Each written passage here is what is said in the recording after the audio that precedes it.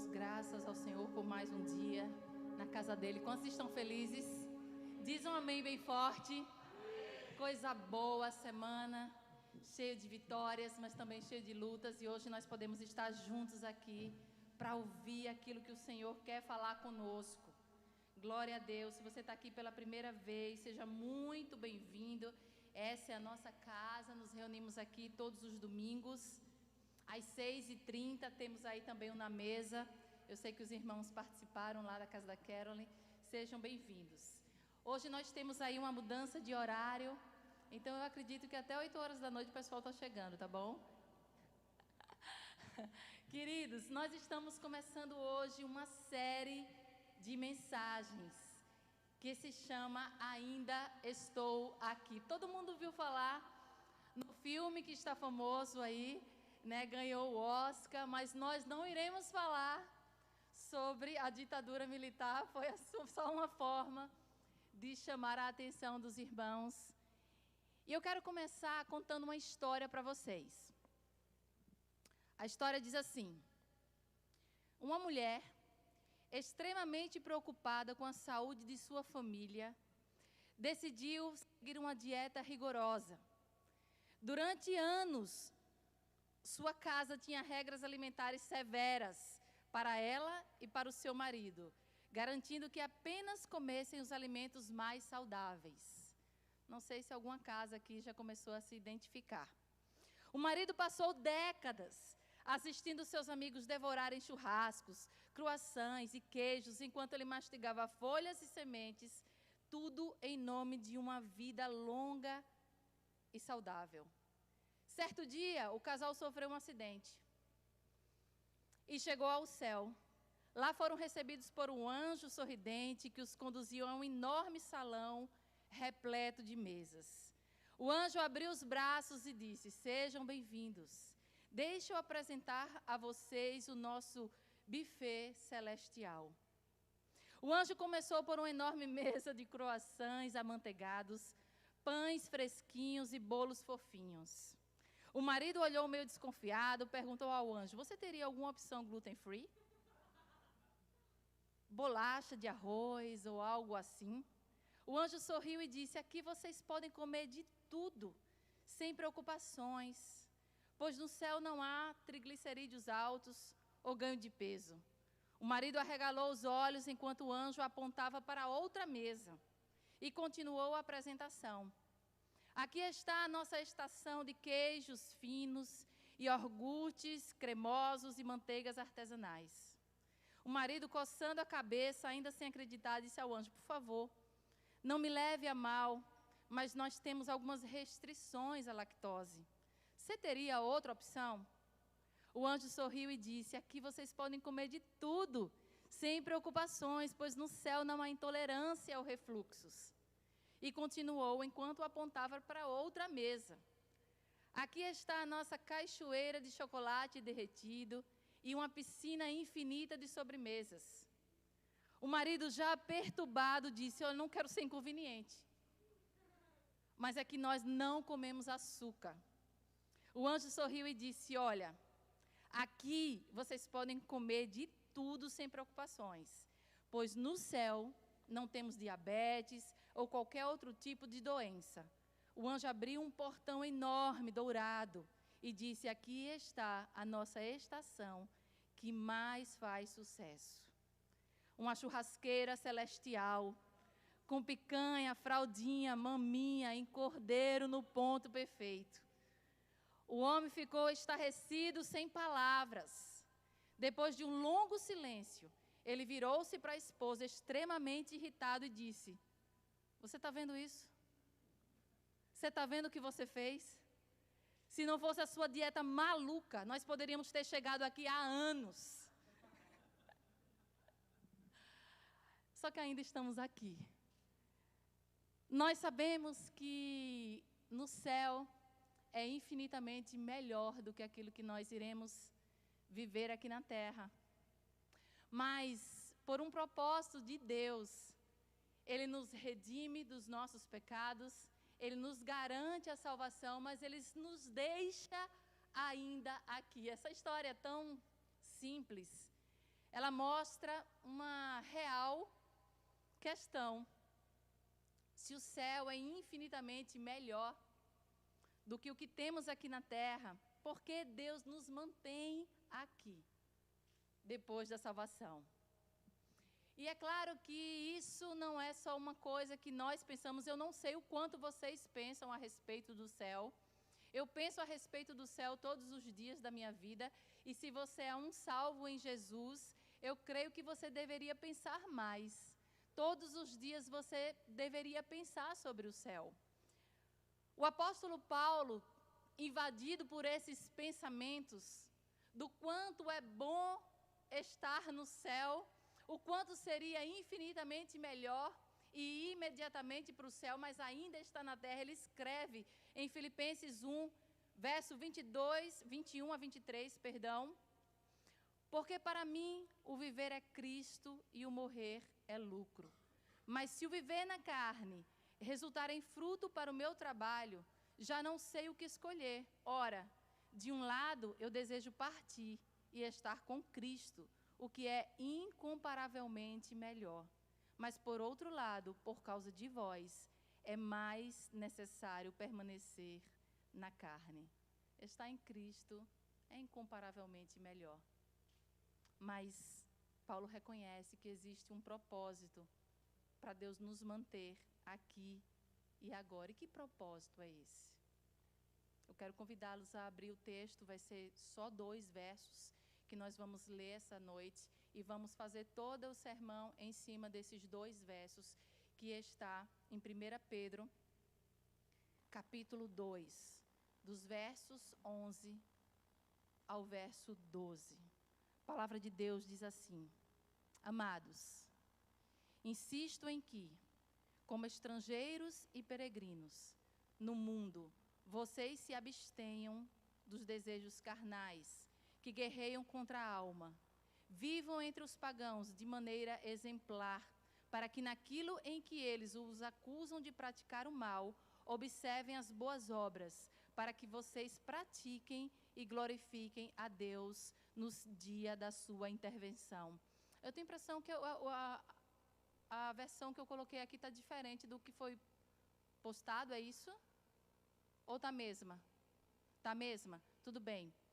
O texto diz assim: olha, amados, eu insisto que como estrangeiros, tem outra versão que fala forasteiro, e peregrinos no mundo, vocês se abstenham dos desejos carnais que guerreiam contra a alma, que vocês vivam entre os gentios, a outra versão diz, de maneira exemplar, para que naquilo em que eles os acusam de praticar o mal, observem as boas obras que vocês praticam e glorifiquem a Deus no dia da sua intervenção. Vamos orar, Pai, em nome de Jesus. Nós estamos aqui mais uma vez com a Tua palavra aberta, a Tua palavra santa, a Tua palavra que transforma vidas.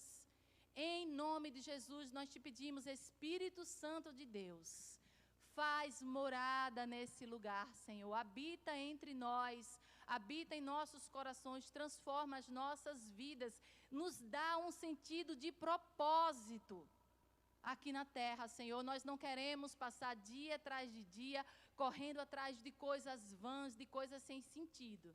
Desperta em nós, revela em nós o desejo de conhecê-lo profundamente e de saber aquilo que o Senhor tem preparado para cada um de nós. É isso que nós oramos e agradecemos no nome precioso de Jesus. Amém e amém.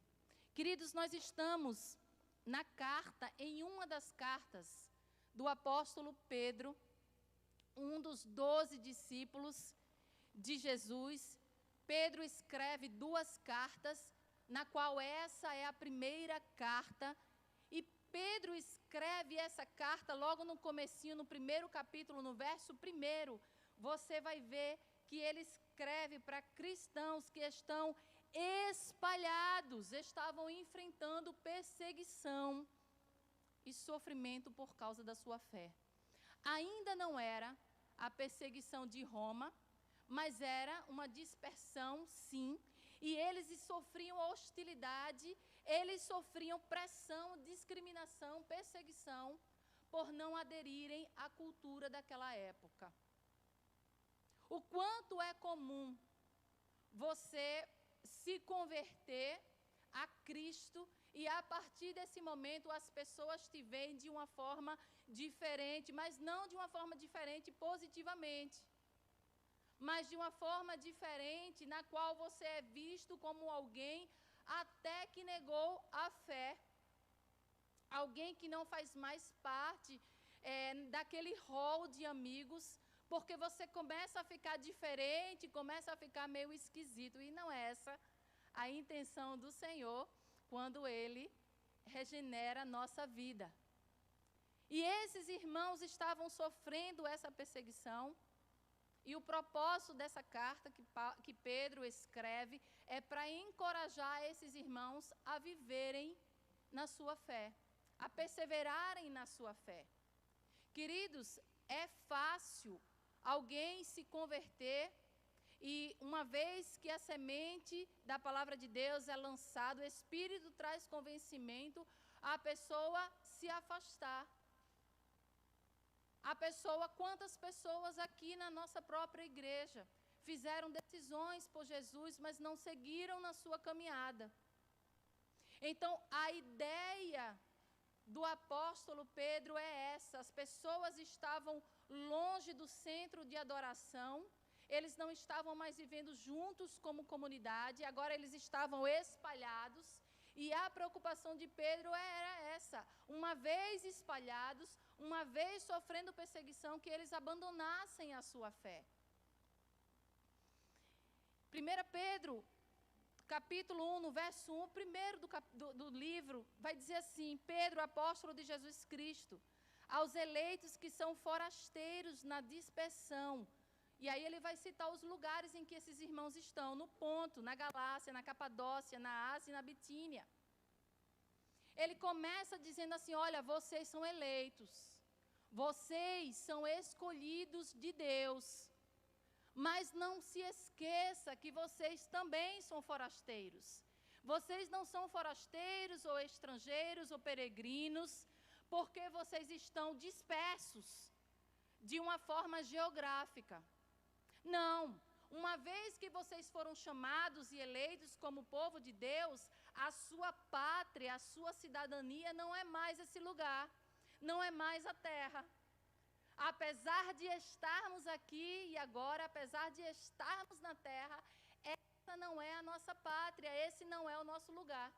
E ele fala isso para dizer o seguinte: todo sofrimento, toda aflição, toda angústia que você está passando, nesse momento é passageiro, porque você vai para um lugar onde nada disso vai acontecer. Era um encorajamento. É um encorajamento para quem está fazendo dieta, né? Saber que no céu você vai poder ter as delícias do céu, das quais a Bíblia não diz quais são. Mas a gente sabe que lá não vai ter doenças, lá não vai ter restrições. Pedro está escrevendo essa carta para os irmãos dizendo assim: olha, vale a pena permanecer fiel e perseverar enquanto nós aguardamos por um lugar que é perfeito. Agora, se nós estamos aqui, como nós devemos aguardar esse tempo em que será a chamada do Senhor para irmos para um lugar perfeito? Como nós devemos aguardar? Será que aguardar é aguardar de forma passiva? É aguardar não fazendo nada? Aguardar apenas se ocupando das coisas aqui da terra? Cada dia nós temos oportunidade. Todas as pessoas possuem 24 horas por dia, oportunidades para viver uma vida intencional. Todos os dias, todas as pessoas têm a mesma oportunidade. Não importa a profissão que você faz, que você executa, não importa se você é uma dona de casa, se você trabalha no Uber, se você trabalha na construção, se você é um professor, se você limpa a casa, não importa. Todos os dias existem 24 horas de oportunidade de viver intencionalmente para o Senhor. E essa intenção de viver para o Senhor é a intenção de glorificar a Deus. Tudo que você faz, tudo que você vê, tudo que você olha, tudo que você investe seu tempo, a maneira como você trabalha, ela deve glorificar a Deus. Mas não só glorificar a Deus, mas também ela deve transformar a sua vida. É o que fala Romanos. Todas as coisas que nós passamos, tudo que nós passamos, é para nos moldar o nosso caráter, para ficarmos parecidos com Jesus. Mas também não só isso. Tem a ver, viver intencionalmente tem a ver com Deus, tem a ver conosco, transformação de vida, mas também tem a ver com o outro. Porque a maneira como nós vivemos vai anunciar o Cristo que cremos. Queridos, quantas vezes você já ouviu falar de pessoas que não querem fazer negócio com crente? Porque fala que crente é enrolão, que crente é preguiçoso. E isso é uma vergonha, porque você crê, mas você não vive aquilo que você crê. E as pessoas estão olhando para nós. As pessoas estão querendo ver se de fato nós vivemos aquilo que nós pregamos, que nós falamos, que nós proclamamos. A melhor maneira de se anunciar Cristo não é com palavras, apesar de nós precisarmos usar as palavras. Mas a melhor maneira de anunciar Cristo é viver uma vida bem vivida. Então, o que nós iremos falar nessa série estamos aqui e como nós vivemos uma vida bem vivida, o Evangelho na prática da vida. Porque muitas vezes falar é fácil, mas viver aquilo que se está falando. E eu queria deixar para vocês, dentro desse texto, 4 princípios, como nós podemos viver uma vida bem vivida, para a glória de Deus, para a nossa transformação ao caráter de Cristo e para impactar a vida de outras pessoas. 4 princípios. O primeiro deles, viva com identidade. Saiba quem você é. Porque se você não souber quem você é, qualquer coisa que falarem ao seu respeito vai afetar a sua maneira de viver. E as pessoas, elas vão falar. Elas vão falar, principalmente se você posta, se você se expõe, se você anuncia. Você precisa saber quem você é. Não é o seu esposo que precisa saber quem você é. Não é o seu colega de trabalho que precisa saber quem você é.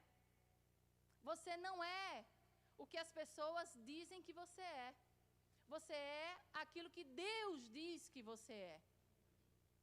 A sua mãe já dizia que você não é todo mundo, né? Você não é todo mundo. Você tem uma identidade firmada em Deus. E para dizer qual é a nossa identidade, Pedro usa 2 palavras.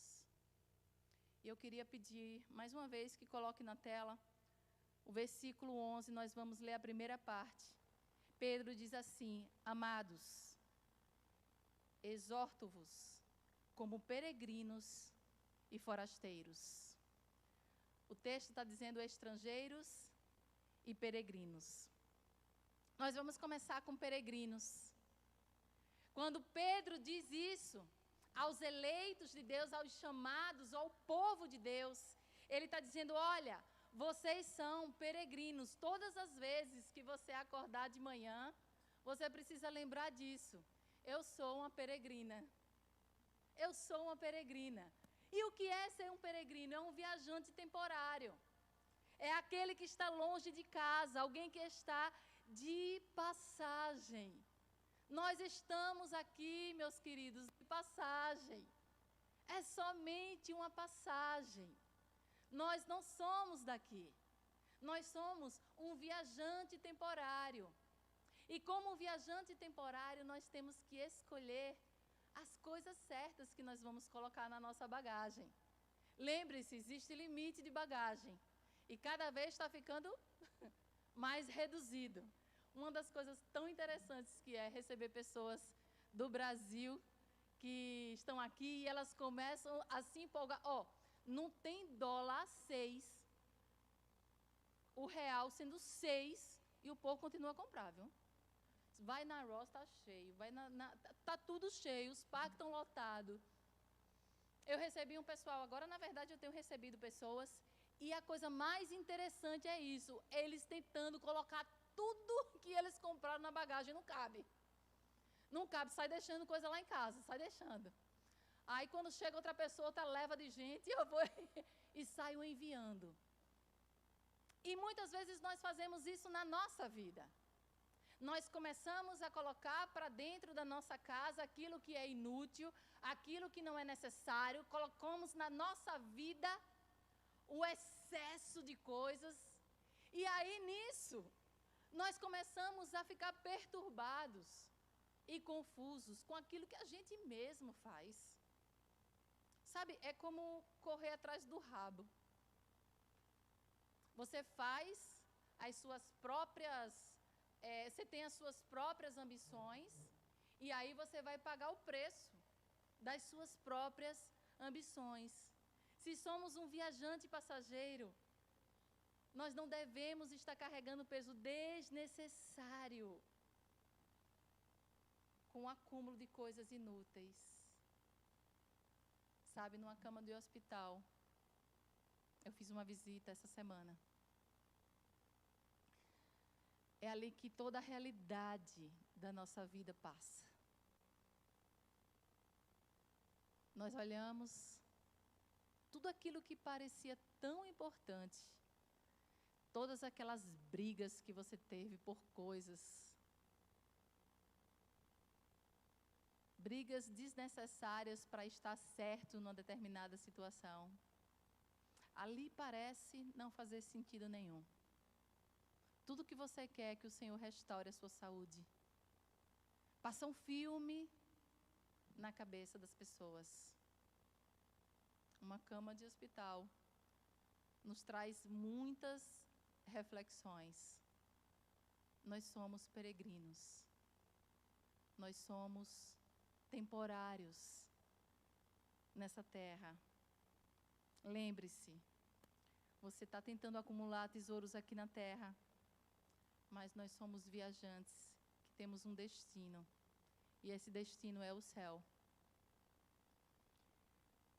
O texto também vai dizer que nós somos forasteiros.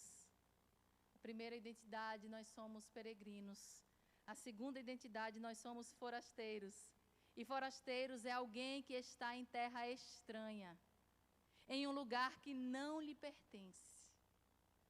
A terra não é o nosso lugar definitivo, é a nossa pátria temporária. Filipenses 3, palavras do apóstolo Paulo, no verso 20, vai dizer assim: a nossa cidadania, porém, está nos céus, de onde esperamos ansiosamente um Salvador, o Senhor Jesus Cristo. Sabe qual é o problema? O problema é que, além de acumular bagagem, além de encher a nossa vida de excessos e de coisas inúteis, nós queremos fazer desse lugar, nós queremos fazer desse mundo o nosso lar definitivo. Nós achamos que somos eternos aqui na terra. Nós não nos preparamos para encontrar com o Senhor. E nós vamos construindo, nós vamos fazendo coisas das quais o Senhor nunca pediu, você não precisa. Se você sabe qual é a sua verdadeira identidade, se a sua identidade não é respaldada em sucesso, em status, em ter aquilo que as pessoas vão falar ao seu respeito, você cresce, você estuda, se forma, casa, tem filhos, os que são privilegiados têm netos, bisnetos, e aí o nosso tempo aqui na terra se acaba, porque aqui não é o nosso lar definitivo. Salmo 90:10 diz assim: os dias da nossa vida chegam a 70 anos ou a 80 para os que têm mais vigor. Contudo, o melhor deles é canseira e enfado, pois passam rapidamente e nós voamos. Nunca se esqueça a sua verdadeira identidade. Todos os dias que você acordar, você vai dizer assim: eu sou um cidadão do céu. Você vai ver como as coisas, elas vão ter mais sentido. E outras coisas, as quais você busca efusivamente, deixam de ter sentido. Porque você é um cidadão do céu. Viva a sua verdadeira identidade, o primeiro princípio. O segundo princípio: lute contra os desejos da carne. O verso 11, a segunda parte, diz assim: exorto que vos abstenhais das concupiscências carnais, que guerreiam contra a alma. Queridos, aqui está uma verdade inegável. Nós somos seres espirituais, mas estamos presos num corpo. E esse corpo é um corpo corruptível. É um corpo que tem marcas do pecado. É um corpo que clama por fazer aquilo que ele deseja. E é isso que a palavra concupiscência significa. Um desejo intenso, incontrolável, desordenado de fazer a nossa própria vontade. A palavra está dizendo que enquanto nós vivemos aqui na terra, nós vivemos um verdadeiro campo de batalha. O apóstolo Paulo já dizia que aquilo que ele quer fazer, ele não faz. Mas aquilo que ele gostaria de fazer, que não gostaria de fazer, isso sim ele faz. Quantas vezes nós saímos de casa determinados que não vamos mais lidar com o pecado daquela forma. E quando nós vemos, já estamos fazendo a mesma coisa, não precisa nem ir muito longe. Basta você começar uma dieta. Você vai, agora vai. Você pega aquela dieta ali, você já se sente mais magro, assim, uns 10 quilos, né? Só por ter ido no médico. Eu agora mesmo já comecei antes de ontem, já me pesei umas 10 vezes, mas não se moveu não até agora. Mas você já sente que você está arrasando. Só que basta alguém te oferecer alguma coisa e você vê que você não é tão forte assim. Eu ontem fui tentada. Saí de casa já com meu lanche preparado, pasta de atum, pão integral. E a Carol mandou uma foto de uma torta de limão. Você viu, dona Inês? Você viu? Que absurda. Você viu ali?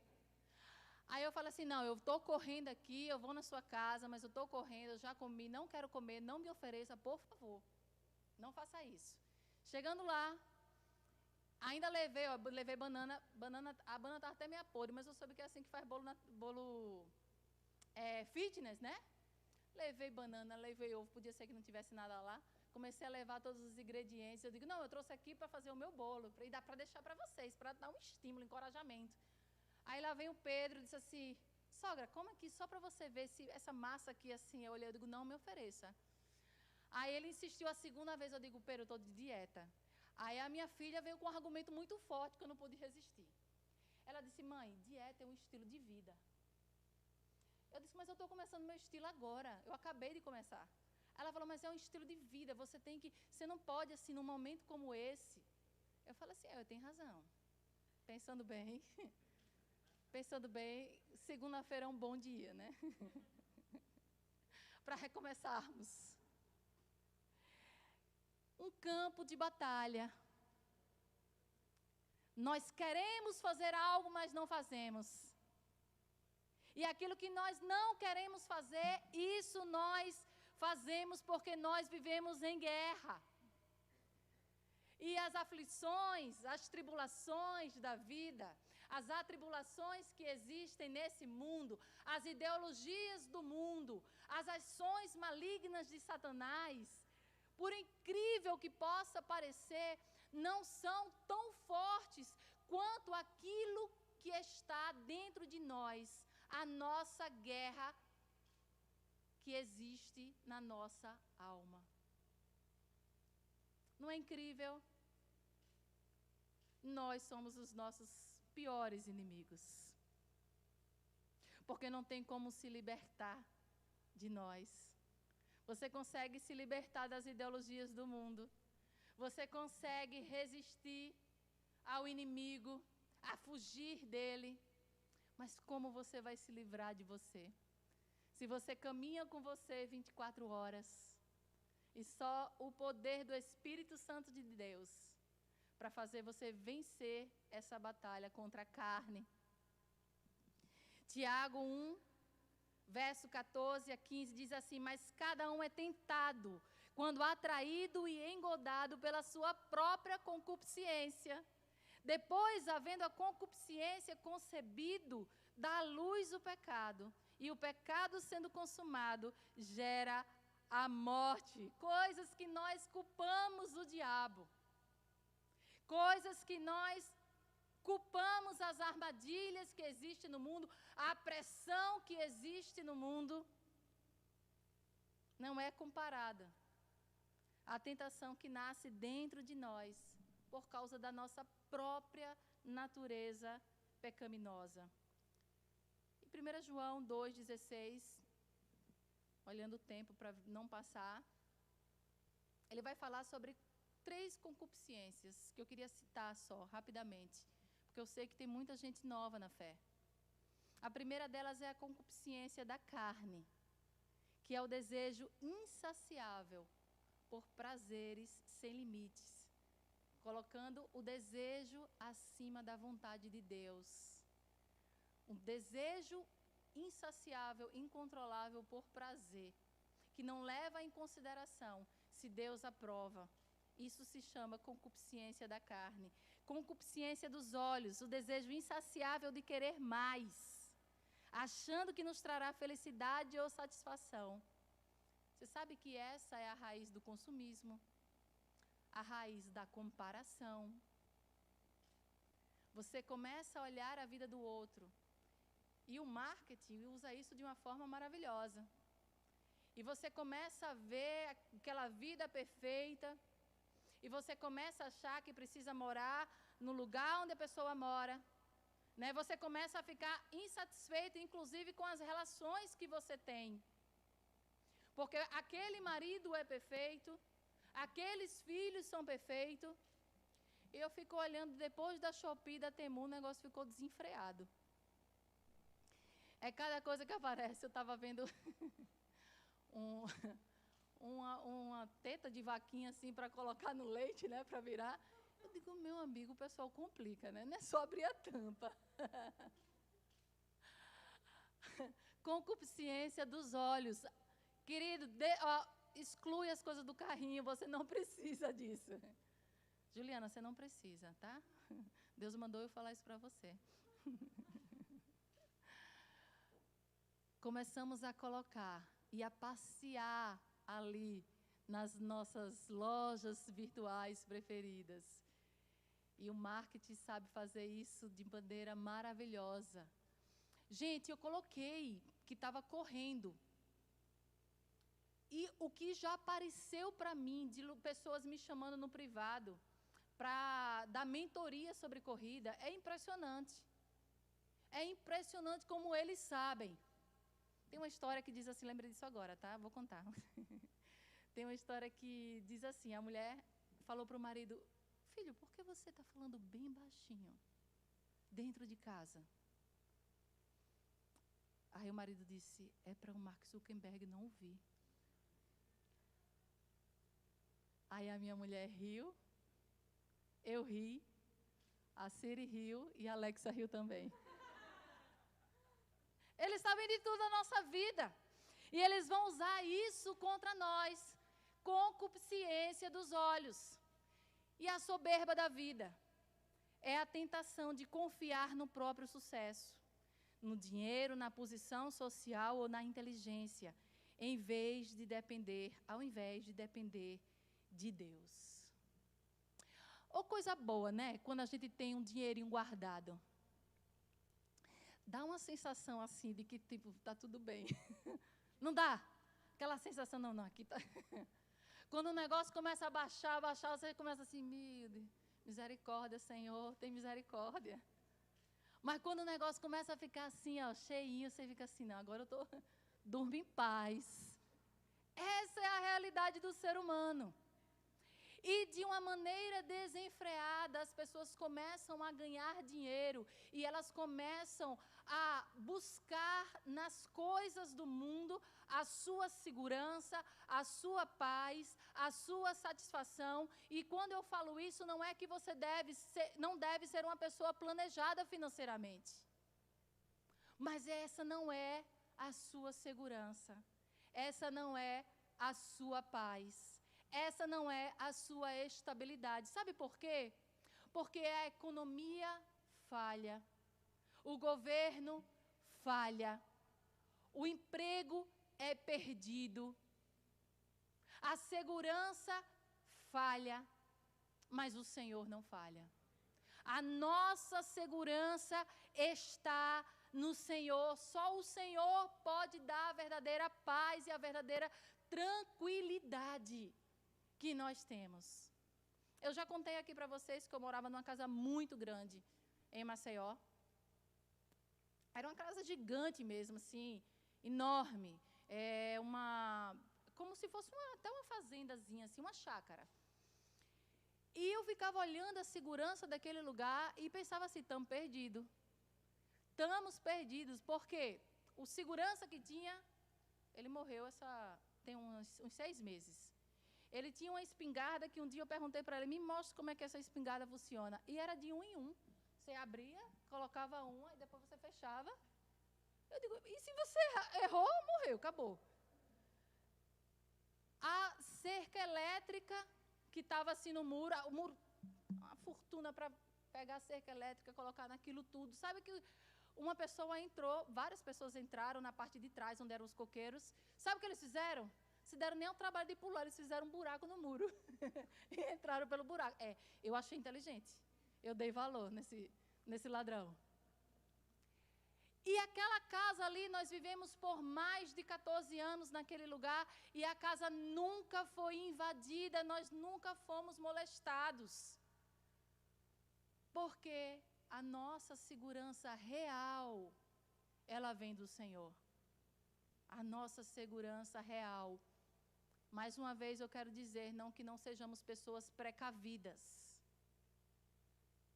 mas precisamos confiar no Senhor como a nossa fonte infalível de segurança, paz, tranquilidade e estabilidade.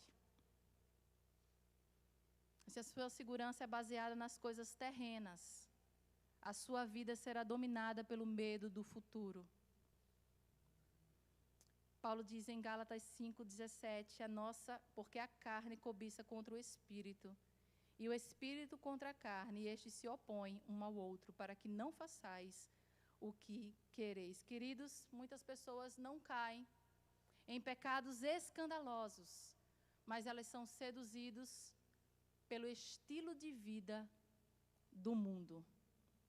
Lute contra os desejos da carne. Lute. Terceiro princípio para você viver uma vida que vale a pena ser vivida.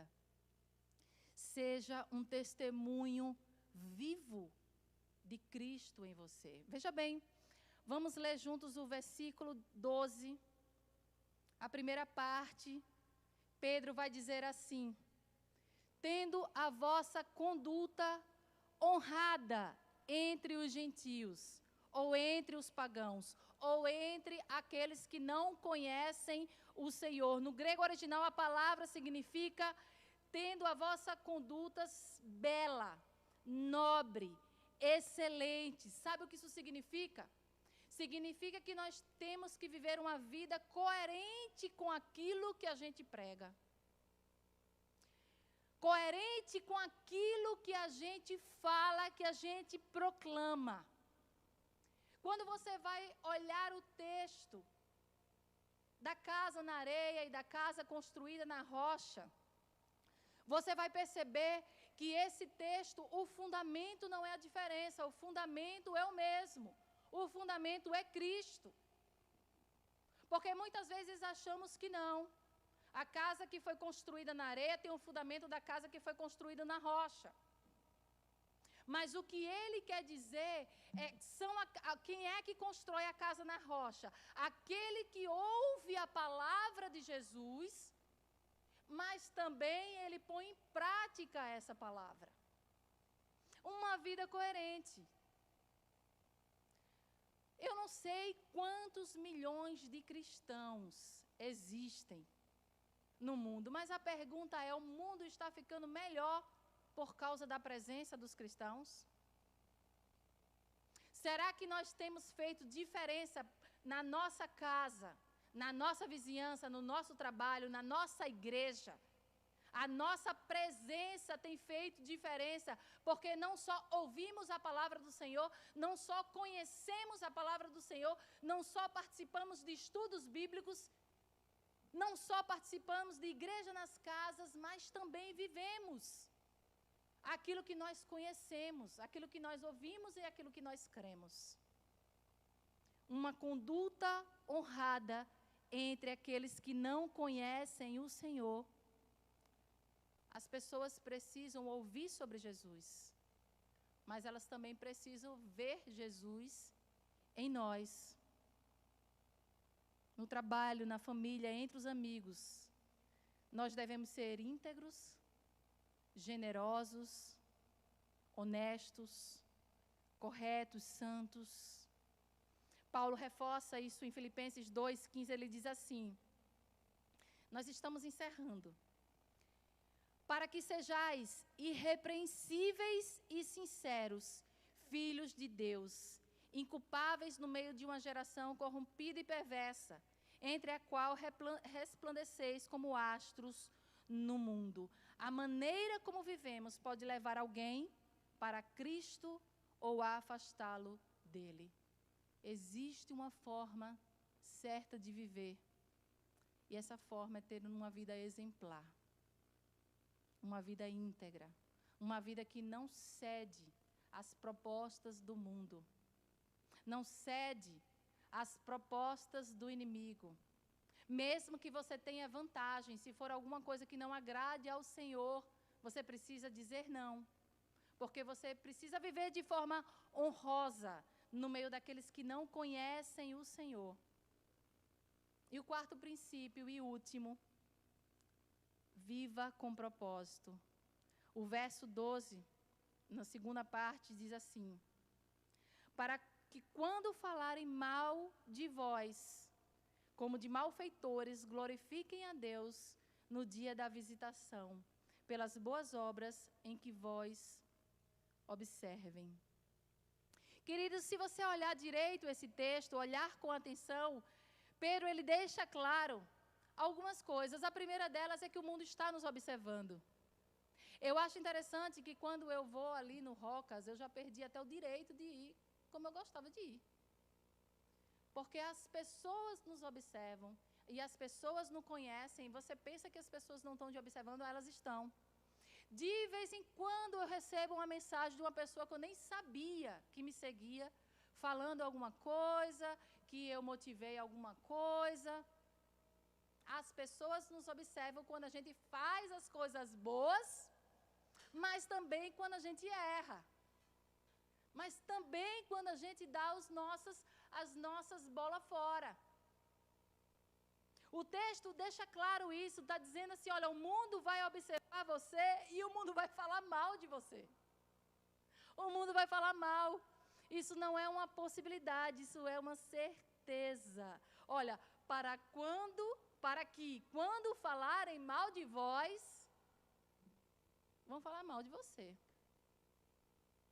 Isso é certo. Principalmente se você está fazendo algo, se você está fazendo a diferença, vão falar mal de você. Você sabia que chamaram Jesus de glutão e de beberrão? O texto diz assim: veio o Filho do Homem comendo e bebendo, e dizem: eis aí um homem comilão e beberrão, amigo dos publicanos e pecadores. Jesus comilão e beberrão. Os primeiros cristãos, eles foram acusados de canibalismo por causa da ceia do Senhor. Porque quando eles iam cear, quando iam fazer ali a ceia do Senhor, juntar as pessoas, eles diziam: comam isto, é o meu corpo, bebam isto, é o meu sangue. Palavras de Jesus. E aí os romanos espalharam o boato que os cristãos comiam carne humana, praticando canibalismo. Isso não é uma história, isso é real. Os cristãos serão difamados. Eu e você vai ser difamado em alguma forma. Primeiro porque não compreendem os nossos valores, não compreendem a nossa forma de viver, o nosso jeito de viver incomoda. Você pode observar a internet. Quando tem alguma coisa que é crente, que é cristão, o pessoal cai em cima. Um dia desse eu estava lendo uma matéria que os pais não deixavam as crianças participarem de bloquinho carnavalesco. E aí eu fui ler os comentários. É um absurdo não fazer com que a criança tenha um momento assim, e por aí vai. Agora, pode deixar as crianças terem aula de ideologia de gênero, pode deixar as crianças terem aula, né, de sexologia antes do tempo, pode deixar as crianças, inclusive, escolherem o sexo que elas querem ser, se submeterem à cirurgia. Mas preservar a criança para que quando ela cresça, ela não ache que aquilo ali é normal, isso não pode. As pessoas vão nos julgar, porque o nosso jeito de viver incomoda. Se você não participa de grupos de WhatsApp que tem fotos explícitas, se você não bebe, já tentou sair com alguém, uma turma assim que bebe, só você não bebe? Meu Deus, tentam empurrar de toda forma para você. Não, mas só isso, mas você vai gostar. É porque você nunca experimentou. Não, mas experimenta desse jeito. Não, eu tenho essa opção aqui, ó. Empurram de toda forma, porque incomoda. O seu jeito de viver denuncia o pecado que existe na pessoa. Você é acusado de ser fanático. O texto vai nos dizer que a melhor maneira de responder às acusações não é com palavras, mas com um comportamento irrepreensível, vendo as nossas boas obras. Viva com propósito, porque vai chegar o dia da virada. Sabe que dia é esse? O dia em que alguém que zombava da sua fé, agora está com um problema seríssimo e pede para quem orar? É para você. Sabe aquele seu chefe que queria fazer você trabalhar no domingo e dizia que você era fanático porque você não podia trabalhar, porque ia para a igreja, não concordava com a sua religião, mas quando ele precisar de alguém de confiança para ocupar uma posição, sabe quem ele vai chamar? É você. Sabe aquele seu vizinho que coloca o som nas alturas, tirando a sua paz? No dia em que ele estiver sem paz, sabe a quem ele pede um conselho? É a você. Porque ele te observou. Ele falou mal. Mas existe um dia que, vendo as suas boas obras, ele vai ver Cristo em você. Ele vai ver que você leva uma vida diferente, que o Senhor é contigo. Ele vai entender a sua verdadeira identidade, seu verdadeiro modo de viver. Tito 2, versos 7 a 8, diz assim: em tudo te dar por exemplo de boas obras.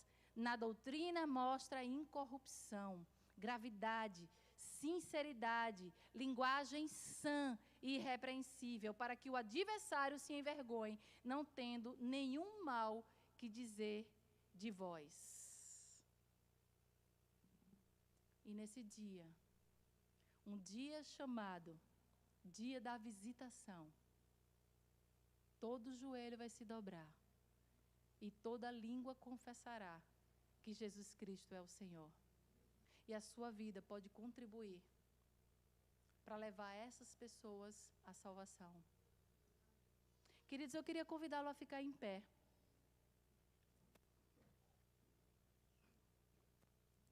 Nós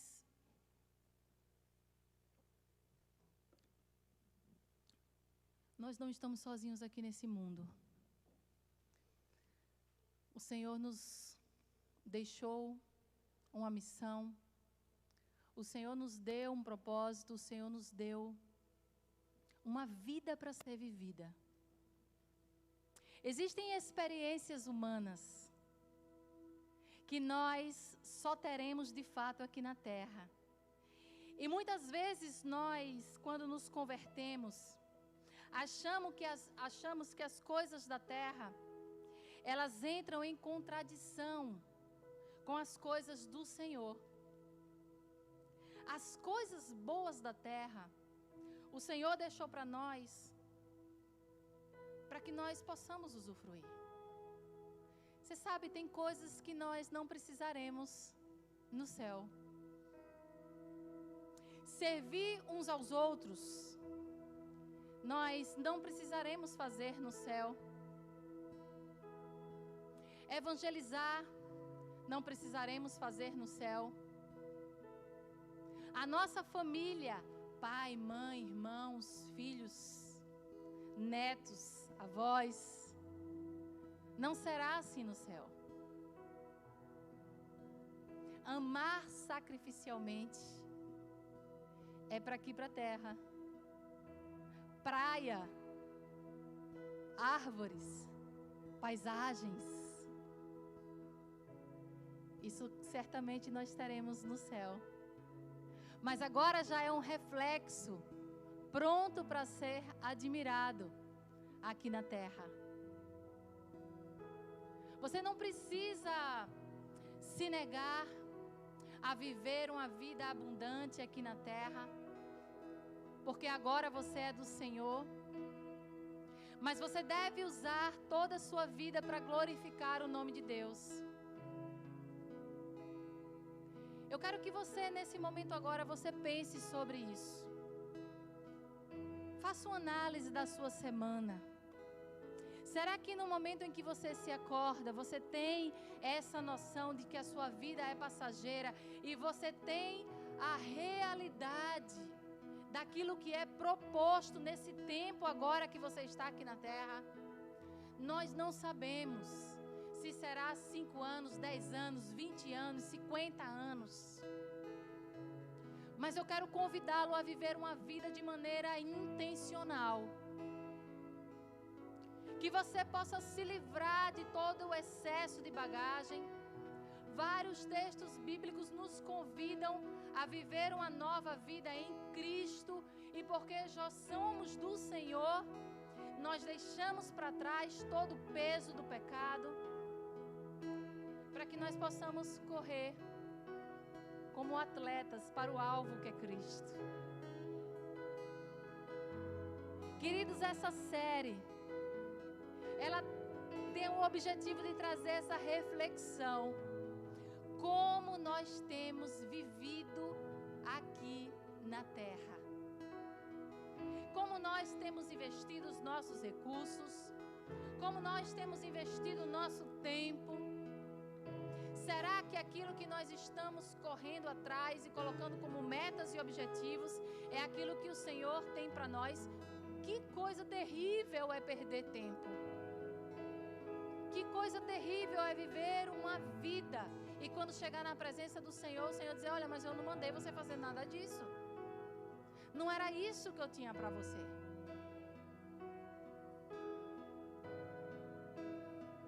Vamos usar esse louvor para mais uma vez adorarmos o Senhor e colocarmos diante deles a nossa vida. Pedir ajuda ao Senhor para trazer para nós uma revelação daquilo que Ele tem para nós nessa terra.